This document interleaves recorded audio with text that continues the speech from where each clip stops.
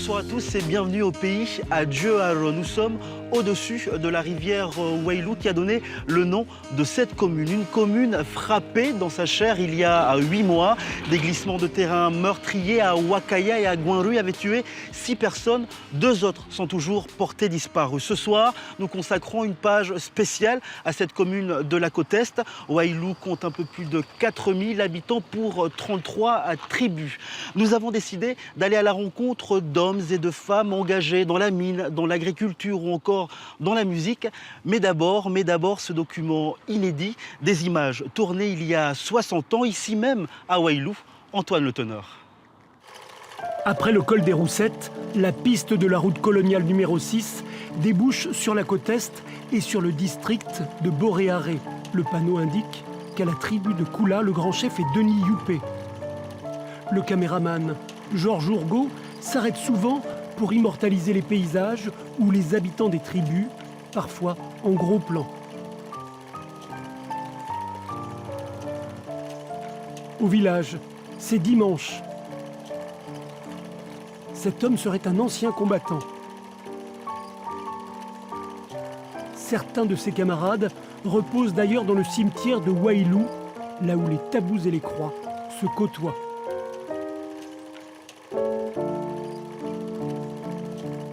Dans ce film, nous allons aussi retrouver la mission de Doneva. Le centre éducatif protestant est alors dirigé d'une main de fer par le pasteur Charlemagne. Doneva et son temple Siloé, construit à l'époque du fondateur, le pasteur Maurice Lénart. Ici, le fortin avec sa tourelle en bois. Mais aussi ses maisons de Torchy, ou le lieu-dit Gilgal, avec la maison centrale, l'école des garçons et son fameux pétroglyphe sur un rocher. En 1957, 300 hommes, femmes, enfants vivent en communauté à Doneva. Les jeunes sont parfois regroupés au sein des troupes d'éclaireurs protestants qui organisent des marches et des regroupements partout en brousse. Les grands moments de ferveur sont réservés au dimanche. Ici, la fameuse estrade au centre de la mission. À cette époque, pasteurs et fidèles attachent une grande importance à leur tenue vestimentaire et morale. Tous rattachés à la Société des missions évangéliques de Paris, ils vont vivre 1 an plus tard la difficile épreuve de la scission de leur église en 2 courants. Une partie de ces protestants quitteront alors Doneva pour fonder Né Divin, toujours à Wailou.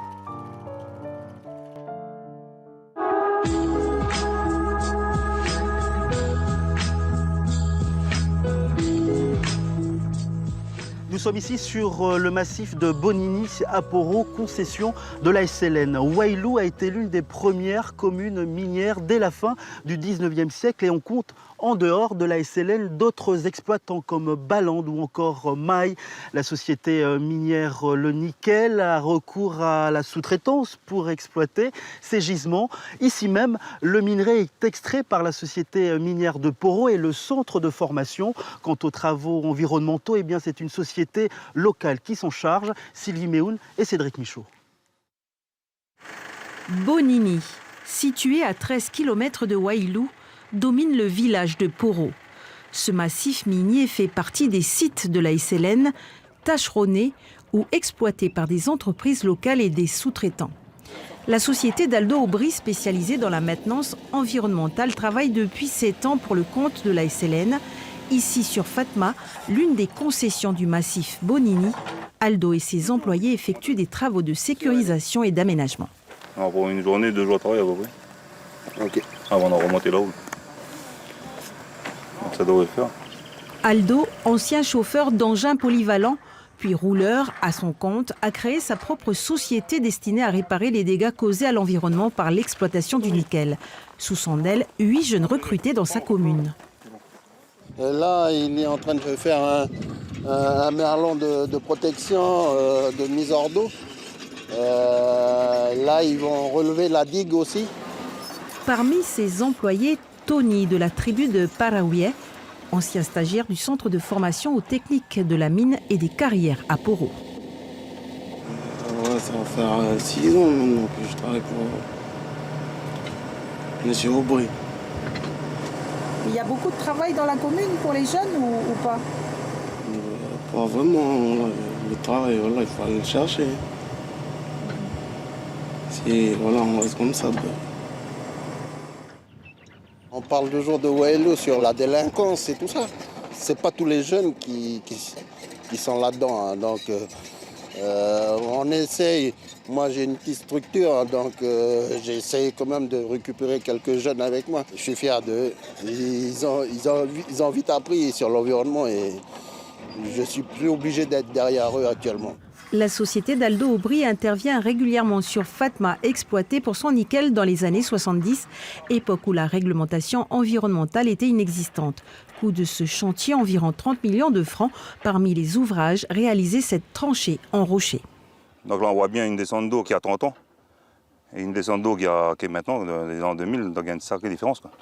Et quelle est la différence? L'eau avant, elle sautait n'importe où, elle bouffait tous les talus, c'était des grandes dégradations qui faisaient les pollutions dans les rivières jusqu'à la mer. Tandis que maintenant, l'eau, quand elle sort en bas du canal, là-bas, l'eau elle est propre.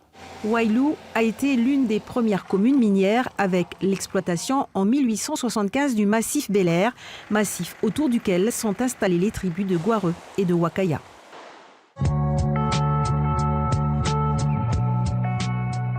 Retour au village, nous sommes à l'internat de Wani qui accueille régulièrement des ateliers pour la jeunesse. Une jeunesse qui peut aussi profiter de cours de danse et de chant en langue kanak dans 5 établissements. Une école de musique existe depuis 8 ans. Son nom, Mereangara, traduisait le son de demain. Sylvie Meoun et Cédric Michaud.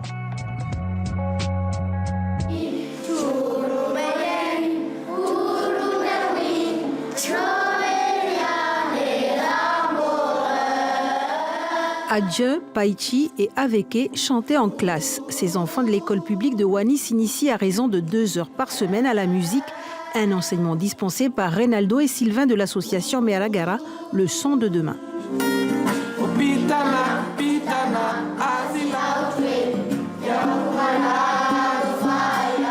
On est là, on essaie de travailler beaucoup sur l'écoute.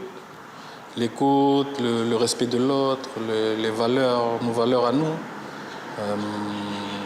Voilà, surtout ça, on essaie de développer chez l'enfant. Et en même temps, on est ensemble pour se faire plaisir dans la musique, dans le chant, dans tout ce qu'on fait là dans les ateliers.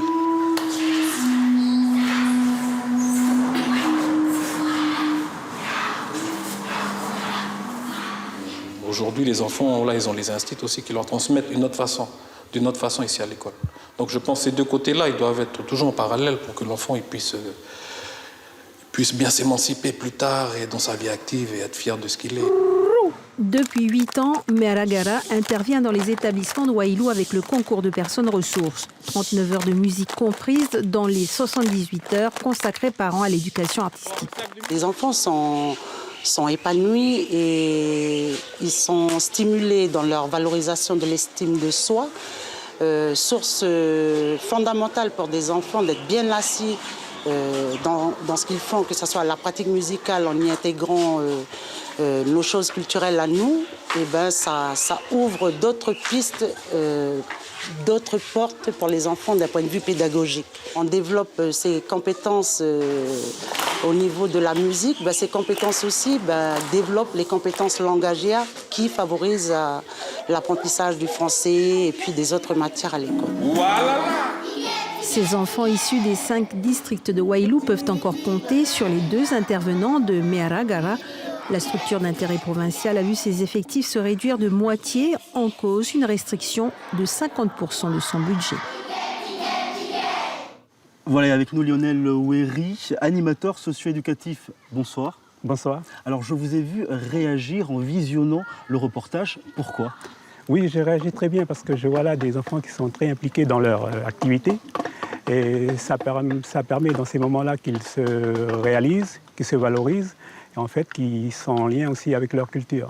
Et on voit là une image des enfants que l'on ne voit pas trop souvent par rapport aux faits divers, aux mauvaises annonces qui sont faites sur Wailou. Alors est-ce qu'il y a des résultats ? Est-ce que l'on voit le changement chez l'enfant ? Oui, il y a des résultats parce que quand l'enfant vit régulièrement les activités qui lui sont proposées, effectivement, il y a les changements qui interviennent parce que dans les activités, c'est aussi des supports à l'apprentissage au bon comportement. Ce sont des supports à l'apprentissage des valeurs. Et ce sont tous ces éléments-là qui vont contribuer à faire que l'enfant il va changer. Alors, on parle souvent de délinquance ici à Wailou. Comment est-ce que vous expliquez ce phénomène? La délinquance, elle est due en première partie au manque de responsabilité éducative dans son espace familial. Et donc, quand cet espace-là, elle n'est pas forcément présente, du coup, l'enfant, elle n'est pas dans les repères qu'on doit lui donner. Alors, Monsieur Wéry, est-ce qu'il y a des projets pour les accompagner, pour les former, car la plupart veulent s'implanter par la suite ici, à Wailou? Oui, ici, c'est Wailou, il y a des dispositifs, il y a des intentions d'écouter le jeune, d'être à l'écoute de ses projets, de ses besoins. Et donc, les potentiels sont très présents ici sur Wailou. Ce qu'il manquerait, c'est peut-être de mieux les coordonner. Merci, Monsieur Wéry, d'avoir répondu à notre invitation. Merci. Il y a 8 mois, tout juste, l'aurore frappe Wailou. Au petit matin, à Gouinreux et à Wakaya, 2 glissements de terrain ensevelissent plusieurs maisons et leurs occupants. Très vite, les secours se rendent sur place et la solidarité s'organise pour venir en aide aux populations sinistrées. Retour sur ce terrible drame avec Caroline Antich-Martin. 22 novembre 2016, cette date restera gravée dans la mémoire des Calédoniens. Ce jour-là, après plusieurs semaines d'intempéries, 2 pans de montagne s'effondrent à Wailou, emportant 6 habitations dans les tribus de Gouinreux et Wakaya. Les nouvelles alarmantes parviennent des 2 tribus, désormais coupées du reste du monde. On parle d'une dizaine de blessés et de disparus. Et ce matin, vers 5h, 6h par là, donc ça s'est passé, quoi. Donc tout s'est affaissé, donc une partie donc, de la montagne là, donc descendu sur les 2 maisons là. Malgré des conditions météo très difficiles, des secours pédestres parviennent à rejoindre Gouinreux, tandis qu'un hélicoptère Puma des forces armées se pose à Wakaya. Il y a une habitation qui a été emportée par une coulée de boue et notamment de roches, comme vous pouvez le voir, ce n'est pas que de la boue. Et à l'intérieur de cette habitation, il restait encore une mère de famille avec sa petite fille et puis sa petite nièce. Qui, à l'heure où je vous parle, ils sont portés disparus. On a aussi 5 blessés, dont 3 assez grièvement et 2 blessés plus légers. Au fil des heures, le bilan s'alourdit. 2 corps sans vie sont retrouvés à Wakaya, 3 à Gouinreux. La maman, on l'a trouvée ici hier. Ils sont où il y a les débris du toit bleu. Et là, on poursuit les recherches ici. C'est le maître-chien qui nous a dit que voilà, il y a un autre corps ici. Et il y a un autre corps juste en face de la Maison Rouge. Dès le lendemain, les officiels se rendent sur place. Après le choc, c'est l'heure des questions. La vulnérabilité de ce lieu, c'est dû à plusieurs facteurs. Il y a déjà l'ancienne exploitation minière qui est au-dessus. Là. Il y a des mouvements de sol et il y a des infiltrations qui fragilisent. Ensuite, il y a aussi le fait de l'appauvrissement de la couverture dû principalement au feu de brousse. Ça dénude les sols et ça facilite les glissements de terrain. Des habitants pointent aussi du doigt le barrage Enercal en amont de la Neawa. Quelles que soient les causes, il faut apporter des réponses. Le maire porte plainte contre X et le gouvernement lance des études. C'est des études qui vont demander pas mal de temps, qui vont devoir affiner à la fois les causes, bien évidemment, de cette catastrophe, et puis surtout essayer de trouver des solutions, puisqu'une fois qu'on aura affiné les causes, je pense que ce qui est plus important pour le devenir économique de la commune, c'est d'essayer de trouver des solutions qui lui permettent en tout cas de continuer à se développer. Dans l'immédiat, les populations sinistrées ont besoin d'aide pour se relever. Le fonds d'intervention de première nécessité débloque 2 millions de francs et des dons affluent de tout le pays. Touchée par cet élan de générosité, le 14 janvier, la commune organise une journée de remerciements.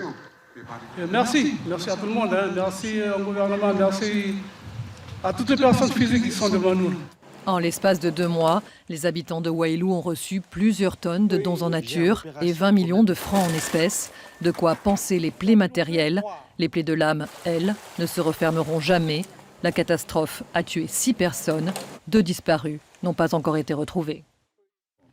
Sur quel fondement s'appuyer pour faire le deuil quand les corps sont absents dans la coutume kanak? Les oncles maternels ont une place importante dans les cérémonies, mais en cas de disparition, le deuil ne peut être fait. À Wailou, les familles des personnes disparues se donnent du temps et pour l'heure, elles s'en remettent à Dieu. Elle tâche de décrypter l'épreuve qu'elle traverse. Thérèse Oya et Jean-Noël Méraud. Refaire le chemin à l'envers, là où pour tous ici, le temps s'est arrêté le matin du 22 novembre 2016. Au sud de la commune de Wailou, c'est une partie du massif montagneux qui, ce jour-là, s'est affaissé en 3 endroits. Ici à Gouareux, sur l'un des 2 sites sinistrés, Olan Kananou, 5 ans, a été emporté par la coulée de boue. Dévasté par le chagrin, son grand-père, depuis, n'était plus revenu. Pour nous, il refoule le tertre familial. La dernière fois, là, je suis venu avec la grand-mère pour venir couper les bois ici. Là. Puis elle a dit, viens, tu montes là-haut. Je dis, non, pas envie de monter là-haut. Elle a dit, viens, tu vas couper le bois. Je suis parti chercher la torse de nous, là, je suis monté la 2e fois maintenant. Le vent frais et la belle lumière de ce mois de juillet accentuent cruellement l'absence. Eugénie Kananou, la mère de la petite fille, demeure inconsolable. Ma force, c'est que je me rappelle d'elle avec son sourire. C'est son sourire qui me donne la force d'avancer. Des fois, quand je pense trop à elle, voilà, des fois, quand c'est des moments de...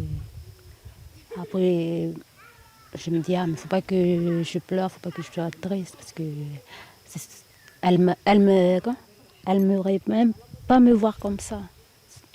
Elle voudrait voir une mère forte et puis qu'elle va avancer dans la vie. Rechercher l'appui nécessaire pour faire le deuil dans cette famille, on a d'abord cherché à comprendre. Hormis la conjonction de l'aléa climatique et des dégâts à l'environnement, saisir le message de l'univers.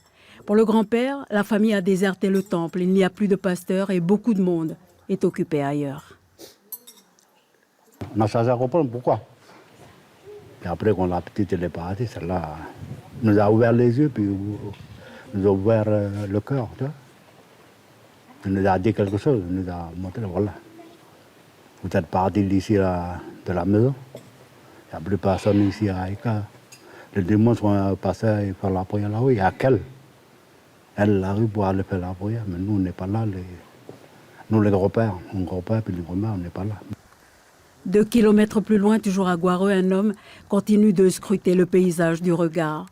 Dominique Poedi a perdu ici son père, sa mère, son frère et sa sœur. 4 vies fauchées d'un coup et ne reste plus que lui. Durant 2 mois avec ses cousins, il a recherché les corps de son frère et de sa sœur qui étaient restés ensevelis sous la terre. J'ai dit à les papas, les frères, je ne vais pas faire le deuil si je n'arrive pas à les retrouver, tu vois. La famille, elle vous aide beaucoup?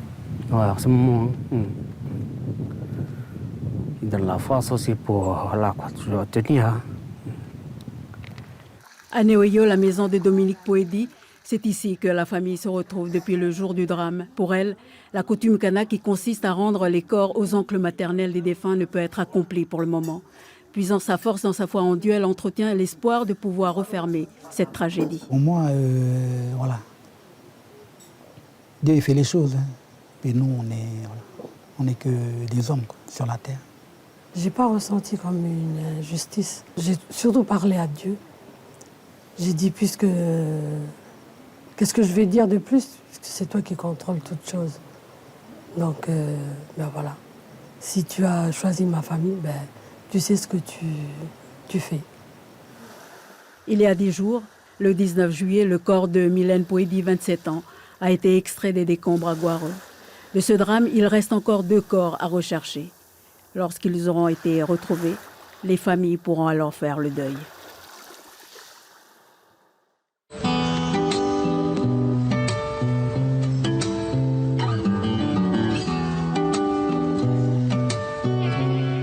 Le parcours d'un agriculteur de Carovin à présent. Joé Louis Voisin a décidé il y a 5 ans de revenir travailler sur la terre qu'il a vu naître. Malgré les événements des années 80, sa famille a décidé de rester ici à Wailou. Aujourd'hui, Joé Louis parvient à vivre de ses cultures. Il retire un salaire moyen de 200 000 francs. Rencontre avec Sylvie Méhoul et Cédric Michaud. Joé Louis Voisin, 49 ans, s'est lancé dans l'agriculture il y a 4 ans. Sur la propriété familiale de Carovin, cet ancien magasinier dispose entre autres d'un verger d'agrumes de 400 pieds. J'ai carrément arrêté mon travail pour me mettre à mon compte. Et qu'est-ce que vous faites comme culture? Ben là, beaucoup de vivriers, du maraîchage. Bon, ben là, le verger va rentrer en production l'année prochaine. Ça va être un peu plus rentable quand même. Celle-là, c'est un peu juste pour l'instant, mais je ne me décourage pas, j'attaque. Tous les jours un petit peu.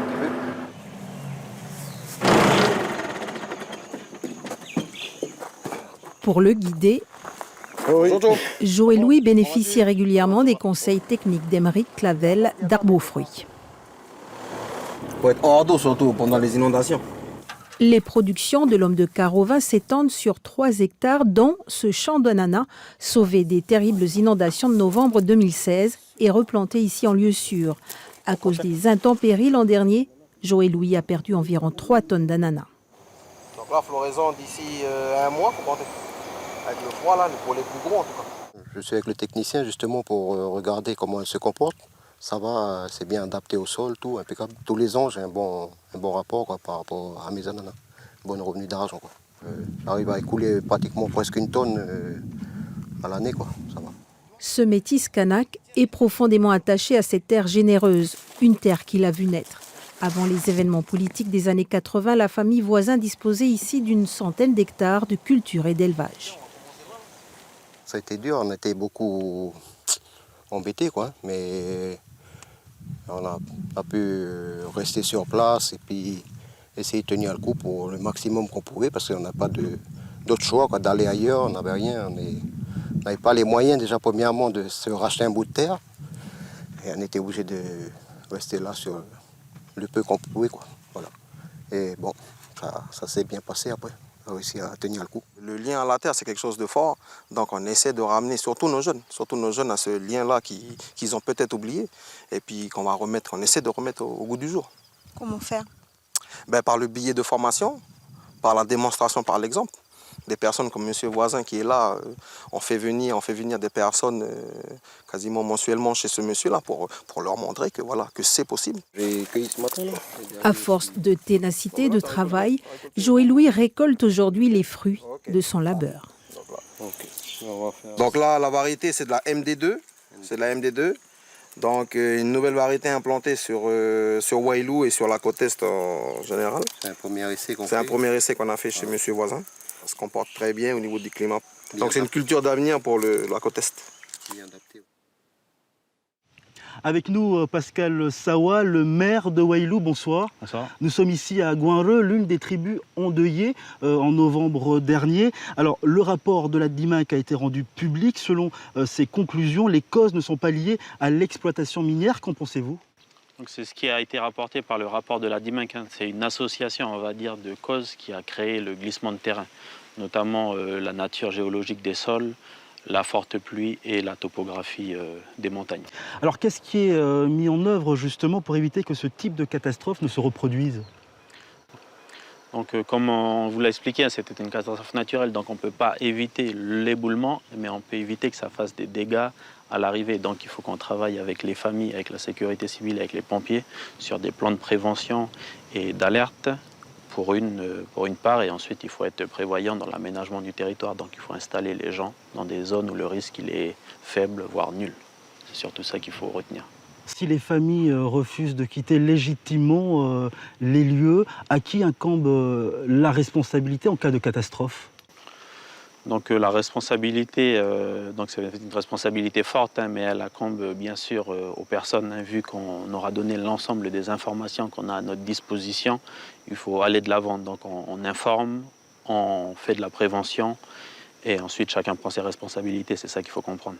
Alors on sait qu'à Wailou, comme ailleurs, le foncier a toujours été un sujet délicat. Comme ailleurs, on connaît l'histoire de la commune lors des événements. Il faudra aussi accueillir ces familles victimes de la catastrophe. Entre nous, monsieur le maire, est-ce qu'il y a de la place pour accueillir tout le monde ?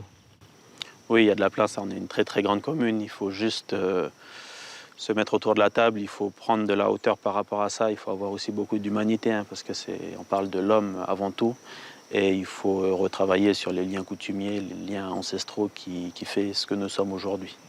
Pascal Sawa, merci d'avoir répondu à notre invitation. Merci à vous.